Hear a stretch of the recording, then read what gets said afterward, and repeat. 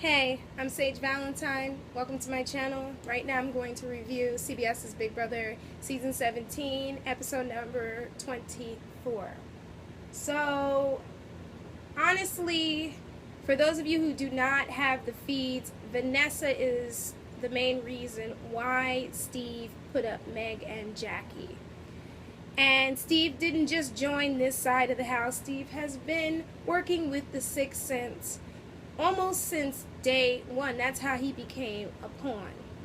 And he's pretty much been running back and forth throughout the past couple weeks, telling them everything that he hears. And this whole crying thing that he did during this episode is nothing more than an act.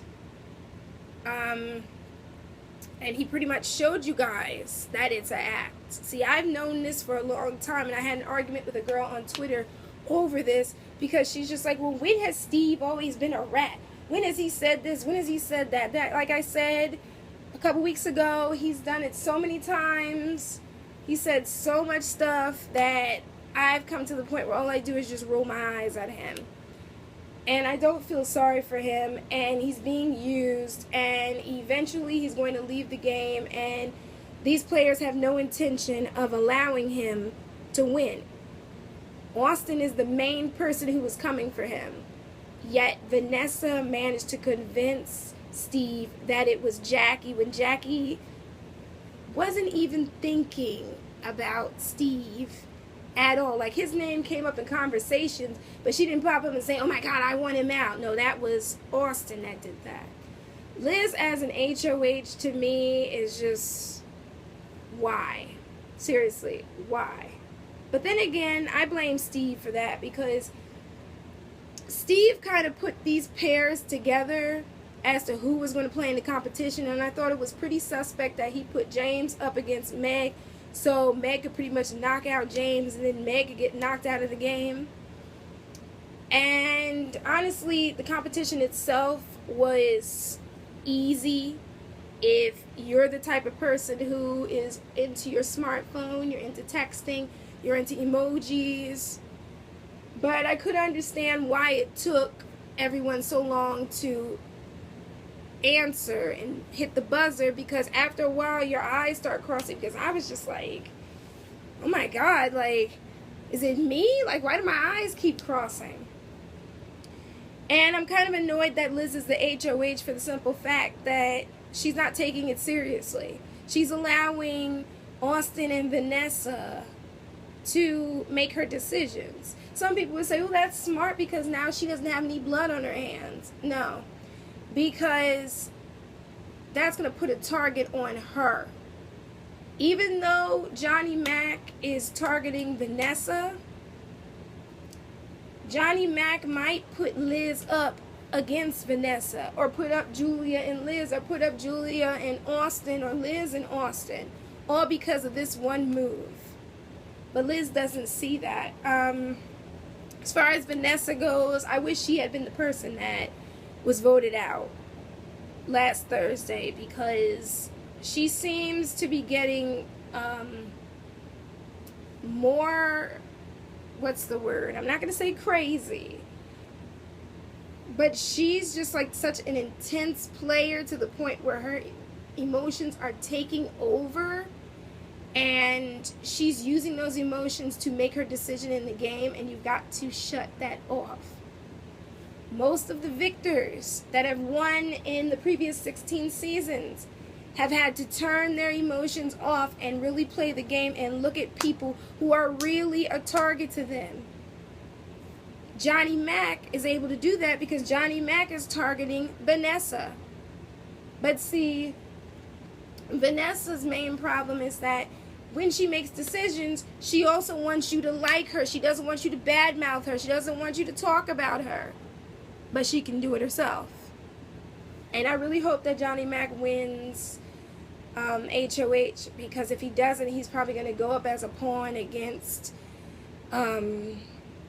Meg, or up against James, or somebody like that. Like, I really want Johnny Mac to go far in this game.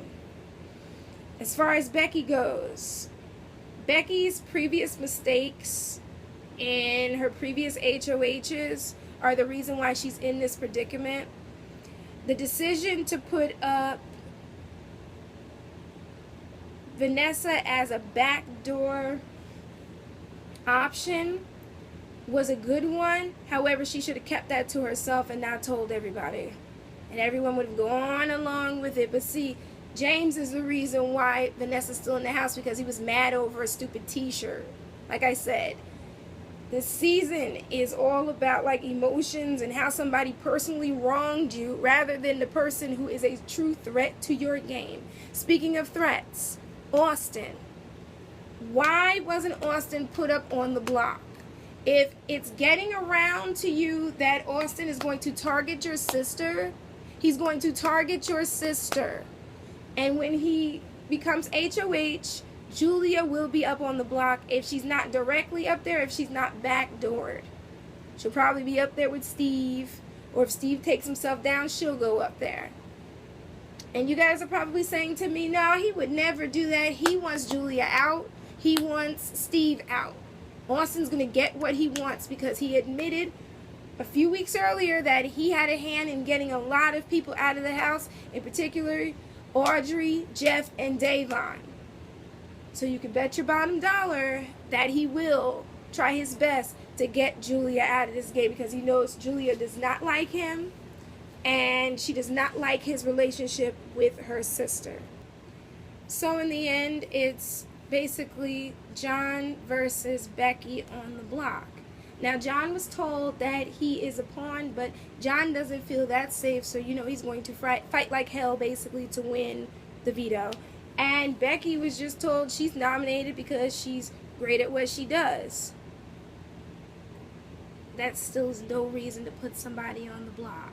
But in the end, again, Liz basically said that she has no idea who the pawn is and no idea who the target is, so pretty much she's not in control of her own HOH. Just a complete headache. And I know what you're thinking. The Scamper Squad is really corny. But the original name or title of that alliance made up of Steve, Vanessa, the twins, and Austin was Freaks and Geeks. Unfortunately, NBC holds the copyright to that because they had a TV show in the late 90s, early 2000s called Freaks and Geeks. And to make a long story short, if CBS and Big Brother had allowed these house guests to call their alliance that, the network probably would have been sued or probably would have to pay a crap load of money to NBC. So they and the producers axed that. But you guys take care. I have to go off and watch Ballers and then continue watching Power because I've been binge watching Power the entire weekend. If there is a scheduled football game on Thursday and my review does not pop up on Thursday, it will pop up on Friday. I love you guys. Take care. Don't forget to rate this video. Let me know what you thought about this episode, the season so far. Hit that subscribe button. Subscribe to my brand of crazy.